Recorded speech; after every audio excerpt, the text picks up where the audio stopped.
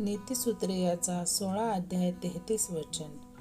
चिठ्ठी झोळीत टाकली जाते, पण तिचा प्रत्येक निर्णय परमेश्वराकडूनच होतो. यस, आमेन. जय ख्रिस्त सर्वांना. कशी आहे माझी यूट्यूब फॅमिली? मी आशा करते तुम्ही सर्वजण सुरक्षित आणि आशीर्वादित असाल येशू मसीहाच्या सामर्थ्य नावामध्ये. होय माझ्या बहीण भावांना, आजच्या सुंदर दिवसासाठी परमेश्वराने आपल्याला किती अद्भुत असं वचन दिलेलं आहे की परमेश्वराचं वचन इथं आपल्याला काय सांगत आहे की जी चिठ्ठी असते किंवा जो पासा असतो तो झोळीत टाकला जातो. म्हणजेच काय की आपण एखादा जे लहान मुलं गेम खेळतात पहा, की तसं प्रकारे प्रत्येकाच्या नावाची काय चिठ्ठी त्याच्यामध्ये टाकली जाते, पण तिचा प्रत्येक निर्णय हा परमेश्वराकडूनच होतो. पण इथे काय सांगत आहे आपल्याला देवाचं वचन की जो चिठ्ठी जरी टाकल्या जाते ते झोळीमध्ये, पण निर्णय घेणारा हा परमेश्वरच आहे. की ज्याच्या नावाची चिठ्ठी ही निघणार आहे हे फक्त आणि फक्त परमेश्वराला माहिती आहे, आणि तोच त्या व्यक्तीचा निर्णय करतो किंवा ती त्याच्याच नावाची ती चिठ्ठी तिथे निघते.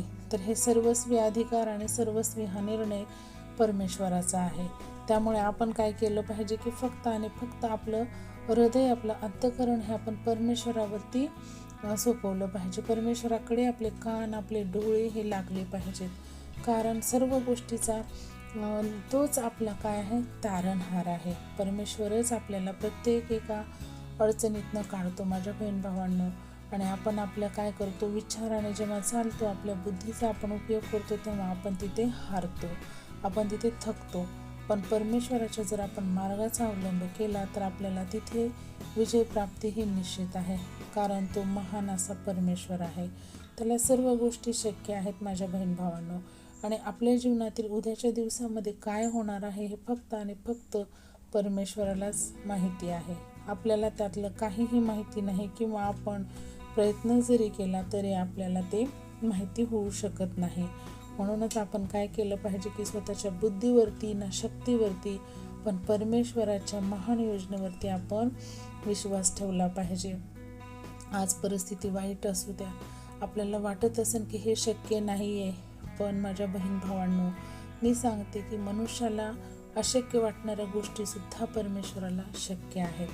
तो आधी अंत आहे, तो एलरोही आहे, तो यहोवा राफा आहे, की जो आपल्याला हरेक आजारातनं, हरेक वाईट परिस्थितीतनं तो बाहेर काढण्यास समर्थ असा आपला जिवंत परमेश्वर येशू ख्रिस्त आहे. म्हणूनच आपण काय केलं पाहिजे की पूर्ण अंतःकरणाने आपण त्याच्यावरती विश्वास ठेवून त्याच्या वचनाचं पालन करून त्याच्या अधिक आणि अधिक सानिध्यात राहिलं पाहिजे. नाही की आपली परिस्थिती मोठी वाईट म्हणून आपण दुःख करण्याऐवजी माझा परमेश्वर हा महान आहे, तो सर्वश्रेष्ठ आहे म्हणून आपण काय केलं पाहिजे की त्याच्या चरणी लीन आणि नम्र झालं पाहिजे माझ्या बहीण भावांनो. तर ह्या अद्भुत असं वचनासाठी आपण परमेश्वराला कोटी कोटी धन्यवाद देऊया आणि आपण छोटीशी प्रार्थना करूया.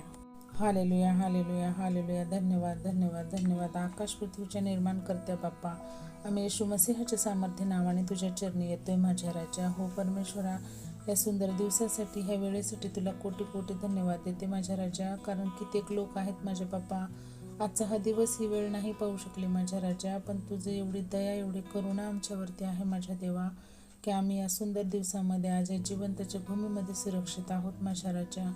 होय देवा, तुझ्या ह्या प्रेमासाठी तुला धन्यवाद देते माझ्या राजा.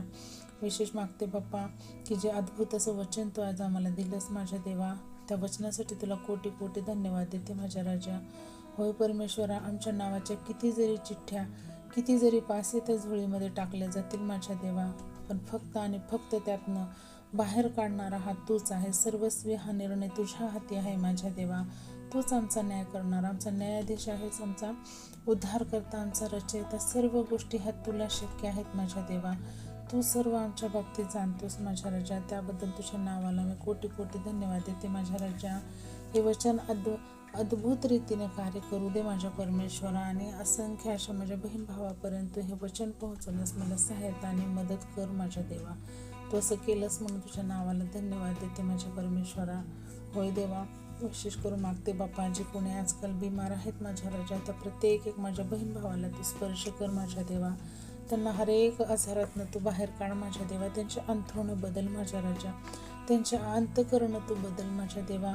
त्यांच्या हृदयामध्ये तू कार्य कर माझ्या परमेश्वरा. त्यांचा विश्वास ढवू देऊ नकोस माझ्या राजा. हो देवा, तू असं केलंस म्हणून तुझ्या नावाला कोटी कोटी धन्यवाद देते माझ्या परमेश्वरा.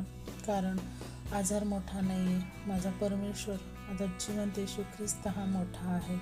होय माझ्या देवा, तू असं कार्य कर माझ्या परमेश्वरा. त्यांचा विश्वास दृढ राहण्यास तू सहायता आणि मदत कर माझ्या देवा. मी विशेष करून मागते बाप्पा, जे कोणी मोबाईलच्या व्यसनाच्या अधीन गेले आहेत, किंवा दारूचं व्यसन, किंवा इतर खोटं बोलण्याचं व्यसन, किंवा कसलंही त्यांना वाईट व्यसन असू दे माझ्या राजा, त्या प्रत्येक एक माझ्या बहीण भावाला तू स्पर्श कर माझ्या राजा. स्पर्श कर माझ्या देवा. त्यांना त्या व्यसनातनं बाहेर पडण्यास तू सहायता आणि मदत कर माझ्या राजा. होय देवा, मनुष्याला अशक्य आहे, मनुष्याला असाध्य वाटणाऱ्या गोष्टीसुद्धा परमेश्वराला सर्व शक्य आहे माझ्या देवा. तो सर्व एका क्षणामध्ये परिस्थिती बदलू शकतो माझ्या राजा. म्हणून तुझ्या नावाला कोटी कोटी धन्यवाद करते माझ्या राजा. त्यांचे सर्व बंधन तोड माझ्या देवा. त्यांना तुझ्या वचनात, तुझ्या राज्यात त्यांना घेऊन ये माझ्या राजा. हो परमेश्वरा, तू असं केलंच म्हणून तुझ्या नावाला कोटी कोटी धन्यवाद देते माझ्या राजा. तसंच मी विशेष करून मागते बाप्पा, जे कोणी कर्जात आहेत माझ्या राजा, जे कोणी फायनान्शियल प्रॉब्लेममध्ये आहेत परमेश्वरा, तू तुझं वचन सांगते माझ्या बाप्पा, मागा म्हणजे मिळेल. होय माझ्या राजा, तर प्रत्येक एक बहीण भावांची परिस्थिती बदलावी म्हणून मी तुझ्या चरणी निवेदन प्रार्थना करते माझ्या राजा. होय देवा, त्यांचे कर्जाचे बंधन तू मुक्त कर, त्यांना त्याच्यातनं बाहेर काढ माझ्या देवा. तसंच बाप्पा, ज्या बहीण भावाला नोकरी नाही, काम नाही माझ्या राजा, त्या प्रत्येक एकाला तू त्यांच्या योग्यतेप्रमाणे तू जॉब देऊन ब्लेस करत आहेस म्हणून तुझ्या नावाला कोटी कोटी धन्यवाद देते माझ्या राजा. त्यांच्या कामाधंद्यात तू बरकत दे माझ्या राजा. त्यांना नवीन बिझनेस स्टार्ट करण्यास तू सहायता आणि मदत करत आहेस म्हणून तुला कोटी कोटी धन्यवाद देते माझ्या राजा. हो परमेश्वरा, माझ्या पूर्ण युट्यूबच्या परिवाराला तू आशीर्वादित कर माझ्या देवा. होय देवा, आम्हा सर्वांचं जीवन इथून पुढील वेळ काळ तुझ्या हाती सोपवून ही छोटीशी प्रार्थना धन्यता आणणाऱ्या प्रभू येशू ख्रिस्ताच्या प्रिय आणि गोड नावात केली म्हणून ऐका पित्या. आमेन. Praise the lord. शालोम. प्रभू येशू मसीहाची शांती तुम्हा आम्हा सर्वांसोबत युगानुयुग असो, प्रभू येशूच्या दुसऱ्या आगमनापर्यंत. तर परत भेटूया अशाच एका अद्भुत वचनासोबत. तोपर्यंत सर्वांना जय Christ. Praise the lord. God bless you all and thank you so much.